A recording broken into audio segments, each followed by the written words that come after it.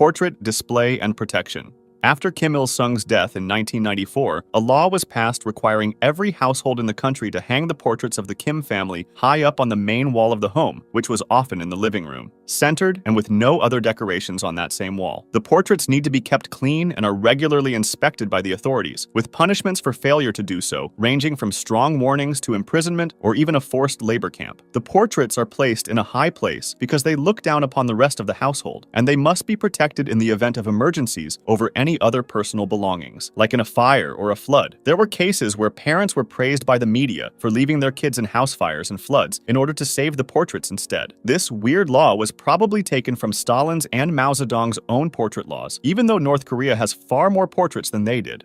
3 generations punishment rule. Also known as the association system, this rule isn't actually a formal law, but is instead an internal Workers' Party rule established when North Korea was founded in 1948. According to this rule, punishment for some of your crimes can be passed on to your next 3 generations. It was made as a deterrent to instill fear in anyone wanting to run away, since they will either have to bring their whole family, making travel and stealth nearly impossible, or doom the next 3 generations of their family to life in prison or a forced labor camp. There, they cannot question their imprisonment, or they risk execution. Official events.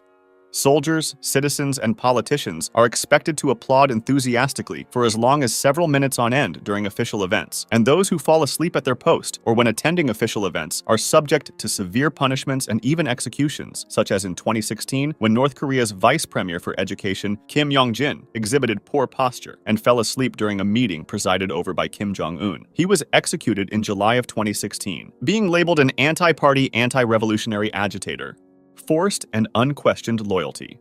The government assesses a citizen's behavior by looking at their family's background, personal behavior, and political loyalty with a system called Sungbun, which uses 3 main classes with about 50 subclasses, all of which have influence on a citizen's access to education, their employment opportunities, and even food distribution. There are targeted tests that normally happen among high-ranking officials and passive tests that happen periodically throughout a citizen's life. Those deemed disloyal through these tests, whether it be speaking against the government, defying orders, engaging in any acts of protest, not using titles when speaking of political leaders, or even through suspected thoughts of treason called thought crimes, are executed by firing squad. Anti-Western attire laws.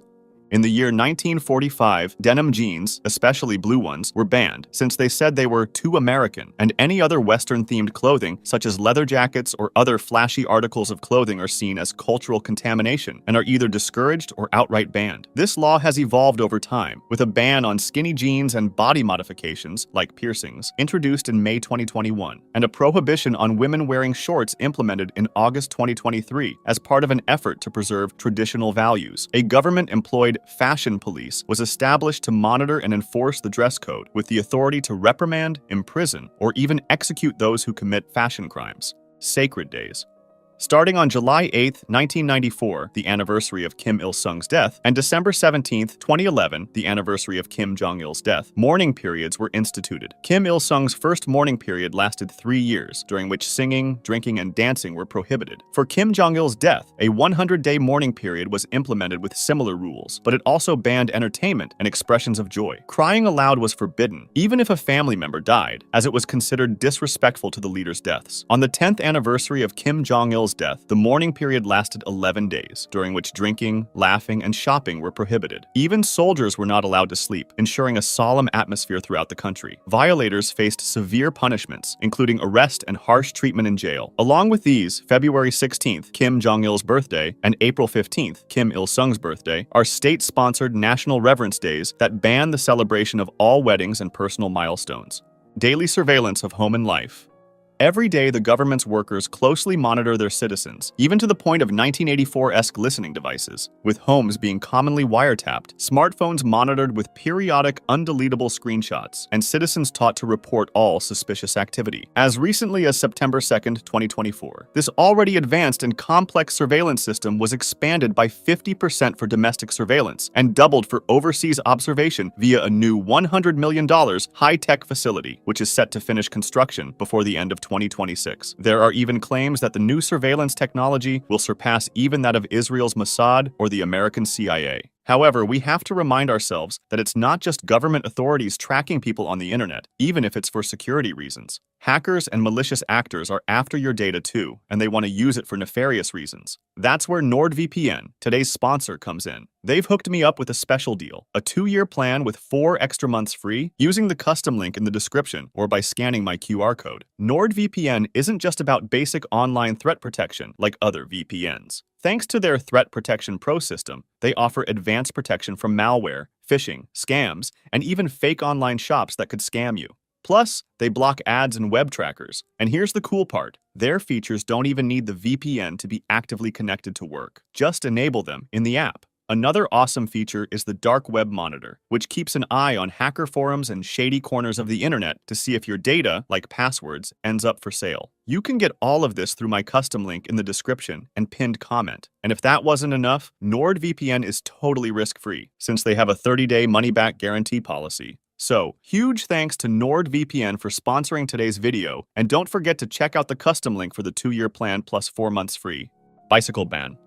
Before 1992, bicycles were entirely banned in Pyongyang to create a tighter grip on domestic travel and were seen as a symbol of backwardness. They thought that they were inconsistent with what a modern socialist capital should look like. And though this ban has been partially lifted, the government keeps a strong hold on all citizen transportation. For example, when a high-ranking official's daughter died in a cycling accident, women for a time became not allowed to ride them in cities because it was seen as indecent. This was later officially lifted in 2012 due to being poorly enforced, though women still face fines and bicycle confiscation occasionally in certain areas. Enforcement of lifestyle. Citizens must adhere to a strict curfew in certain areas, especially around military zones, and they are usually used in order to show support and unity during mandatory events like birthday events for leaders. They do unpaid labor and community projects, or attend criticism meetings where citizens critique the ways that their own and their colleagues' behaviors are ideologically flawed. They also hold mass rallies where they are expected to praise the party and its leaders. Housing and employment regulation.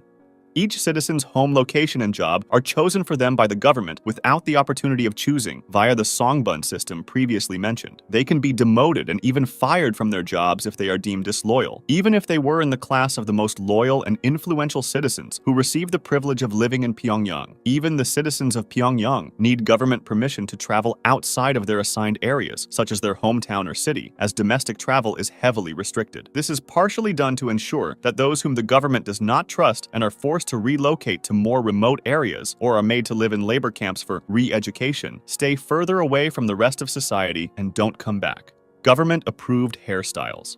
The way you style your hair is very regulated, with both men and women only getting to select from 28 allowed hairstyles. These 28 hairstyles are the only hairstyles given as options in salons and barbershops, creating an environment of conformity. Anyone can report haircuts that fall outside the approved 10 styles for men and 18 styles for women. Married women are encouraged to keep their hair short, while single women are encouraged to wear it long. Regarding men, their hair is meant to be kept neat and short. Triplet policy.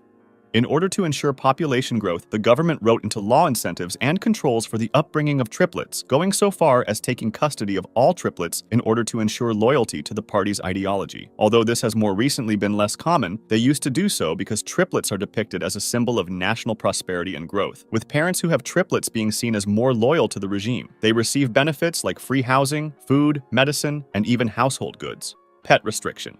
Pre-1998, owning pets was seen as taboo and a Western trend. However, post-1998 foreign currency-based shops in Pyongyang started selling smaller breeds, and the former leader of the regime, Kim Jong-il, started telling the citizens they should keep pet dogs. Popularity of owning dogs steadily rose through the early 2000s, but in 2020, Kim Jong-un revoked the directive to own dogs, calling it a tainted trend by bourgeois ideology, and it became banned once more, with reports of dogs being seized from homes and euthanized, or even used as meat in restaurants due to a shortage of food.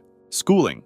Only government-run public schools are allowed in North Korea, with the majority of the focus being on praising the Kim family, learning to practice the state's ideology, and reporting anyone they find guilty of having suspicious thoughts to the government. They can even use public announcement speakers to cite the suspected person's name, address, and description. Students are also required to bring their own desk and furniture to schools since they are underfunded. And even at the age of 5, they must participate in forced manual labor and learn how to shoot and fight in case of American invaders. Strict border control.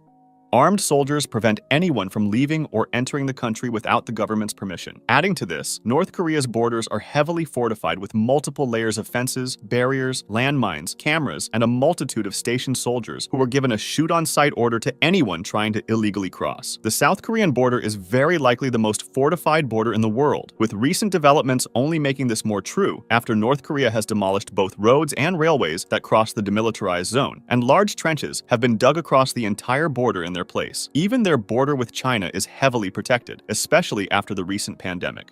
Family names. No citizen is allowed to share a name with any member of the Kim family, with the belief that their names are reserved for people who have the highest dignity. The most recent report of this law being enforced on a large scale was February 2023, when authorities began to require all citizens named Ju-ai to change their name, as the current leader Kim Jong-un had given this name to his daughter. Cultural interests. All books, videos, music, and art must be approved by the state before they can be published. Adding on to this, all foreign media is strictly banned, with most cases of violators being imprisoned or, in some cases, executed. Internet access is extremely limited. The country's borders are reportedly lined with signal jammers in order to prevent any unwanted signals from reaching into or out of the country. Only certain government officials and institutions get full access, as the general populace only gets access to a domestic intranet. Remember to subscribe to NordVPN through my QR code or through the link in the description to get the 2-year plan plus 4 months free. And thanks for watching.